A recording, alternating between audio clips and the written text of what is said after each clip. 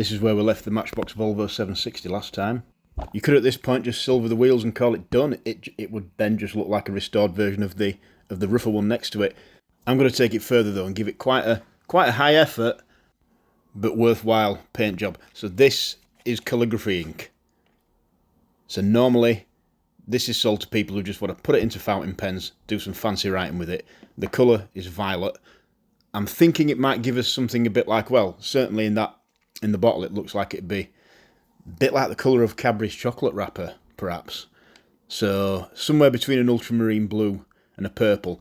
That isn't actually the case. It doesn't really turn out like that, because you can't judge what something's going to look like by what a transparent paint is going to look like by looking at concentrated quantities of it in a bottle. It won't look like that when you just put a thin layer on.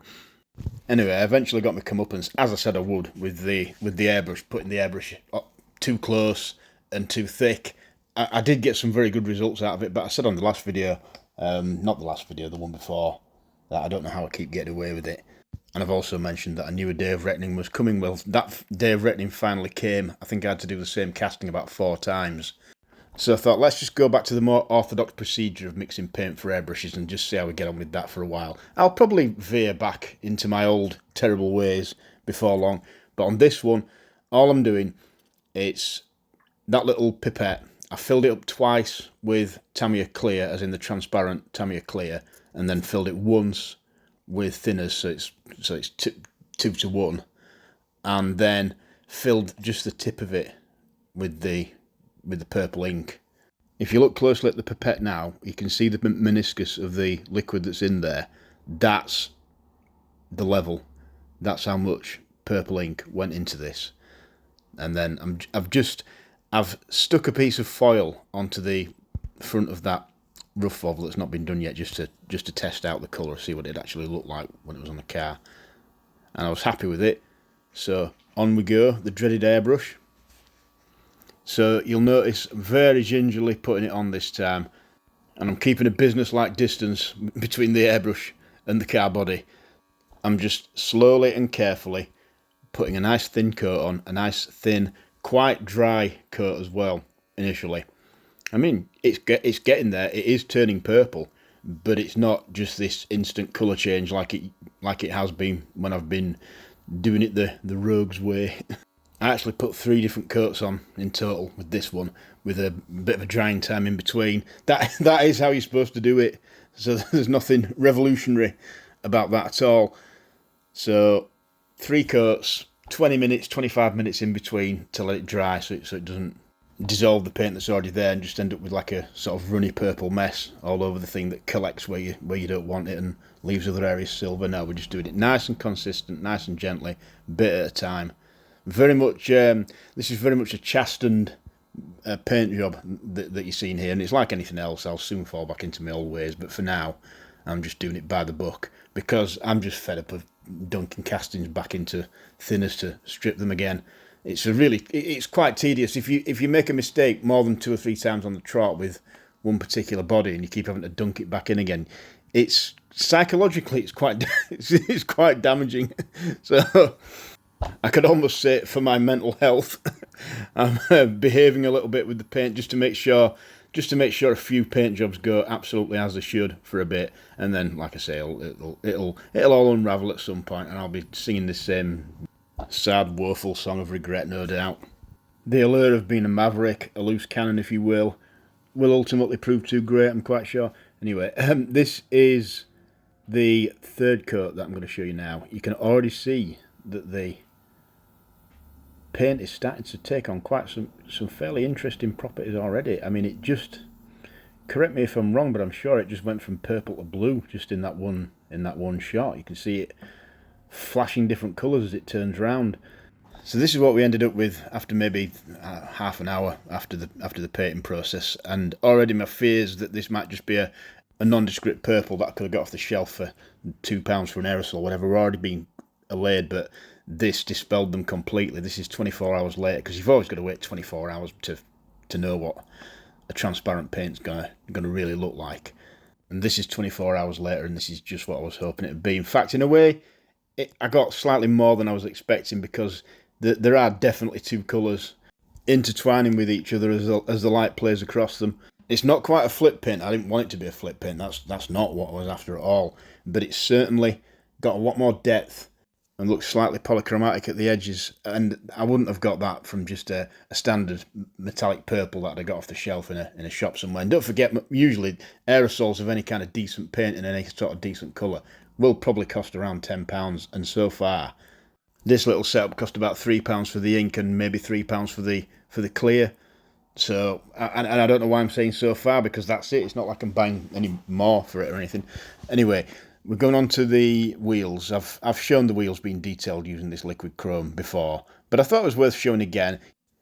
I am getting better and better at it the more experience I have with this liquid chrome pen, because every type of pen that you use for this kind of detail work will have different attributes and behave differently. And I've learned that with this pen on these 8-dot wheels, the best thing to do is to get the edges right first, go around the edges first. Because really, when you've got the edge re-chromed, it's a lot less noticeable if you miss anything from the centre. The centre's likely to still have some of the original manufacturer chrome there anyway, and it's a lot better to miss a little bit of that out than have to go back and do it again later because you've missed some of the edge out, because that sort of leaves the wheel looking a little bit incomplete. And these wheels are quite unique. These 8-dot wheels are quite unique from the old Matchbox ones in the fact that they've actually got an illusion of having a separate tyre. And that illusion of a tyre is probably why they're so well rated and why they're most people's favourite wheel for Matchbox cars, and why they tend to look good on pretty much anything. These have already been sanded, by the way. I've showed that on previous videos. One of the ones where I did the 10 Matchbox cars, one of the instalments of that, I think it was around about the time I was doing the Sierra XR4 wheels that were the same type as this. So this has already had that process done where you just put the wheel face down on a sanding pad, start with 1,000 grit, work your way down to 8,000 grit's a good place to stop. And it tends to bring the edge up. I don't know if it necessarily brings the edge up like it would have done when it was absolutely brand new, but it certainly looks good enough. And so all I really needed to do was just rechrome the hubs. So the glass does look good. There's no real necessity to do anything further with it, but I'm going to do anyway. I'm actually going to lightly tint the glass, just not to repair it or not to disguise any damage, because the glass is perfectly alright, but I just think it would suit the colour.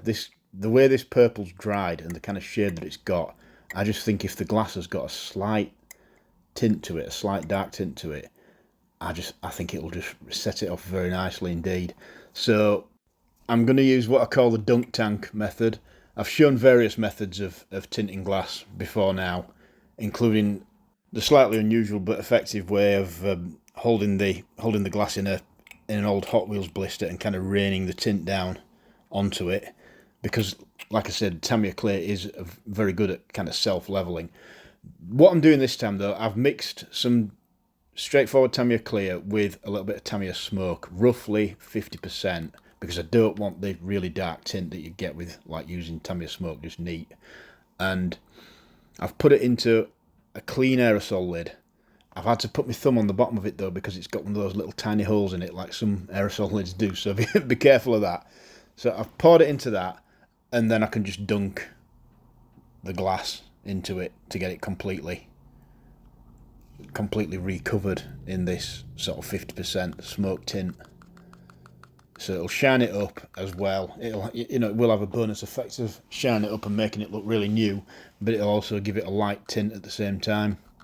If I hadn't have been wanting to tint it though, I wouldn't have bothered doing this, because the glass had come up very nicely anyway, as it seems to always do on these Volvo 760s. Even though the glass is it's almost opaque by the time the car has been played to death and it comes to me.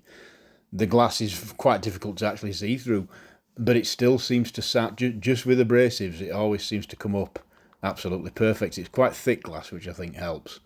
Now, once you've got the stuff poured into the paint lid, you can keep doing this as much as you want. If you keep pulling it out and it doesn't look absolutely great, if it's, I don't know, if there's little tiny air bubbles that have peppering the windscreen, or it's just not really flowing very nicely across one of the glass panes, then you can just dunk it back in again and you get a different result every time. Just do it.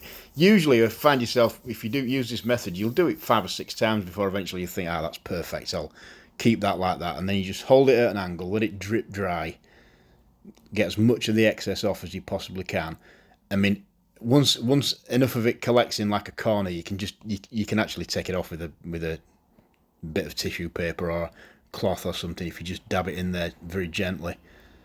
So, and I'm also going to lacquer the body because it dried quite nicely and it had a reasonable shine to it, but I know it could have a better shine just by going over it with some. All we've done here, this is the exact same procedure that we did to actually paint it in the first place. It's just we've missed the ink out, that's all. It's still Tamiya clear and it's still thinned to roughly the same degree, and we just said later to the ink and didn't bother with it. This time I put a couple of very dry coats on first, and then I was able to get a little bit more confident for the last coat, so I put that on quite wet. Well, I'm going to say quite wet. I actually put that on very wet. You might say that's going back to my old renegade loose cannon ways of putting the lacquer in a risky fashion, but no, it's quite an orthodox method of doing it, really, putting a couple of dry coats on and then a wet coat at the end. Because if you've let those dry coats actually dry, which doesn't take long, then you'll find there's plenty of adhesion there, so you can put it on quite wet at the end, and it's not really too much of a risk. And I think it's paid off.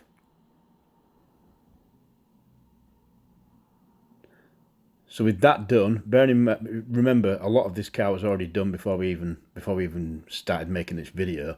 So it's just a case of using the liquid chrome again to put the headlights in, because they are there on the original. I mean, because don't forget, this is just supposed to be a kind of false factory variant, so to speak.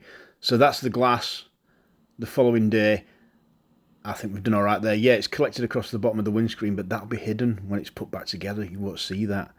So this is more or less the end result. There's a couple of little bits of tidying up and finishing off to do here and there, but it's 99% done now, so we can see that colour that I made out of that calligraphy ink has turned out better than expected, really, and it's given me another very nice shade of like purpley blue to add to the others that I've made over the last few months. So we will see this again when it's completed alongside the next Volvo 760. But for now, thanks for watching.